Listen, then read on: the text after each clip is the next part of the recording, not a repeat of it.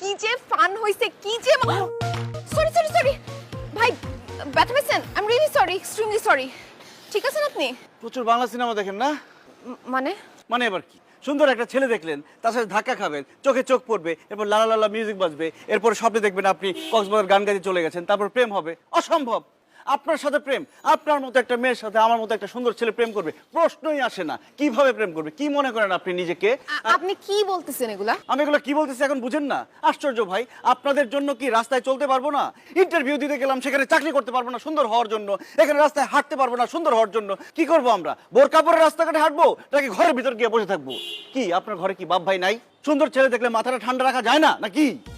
অসভ্য, নির্লজ্জ, বেহায়া মেয়ে মানুষ কোথাকার। সুন্দর ছেলে দেখলে মাথা ঠিক থাকে না?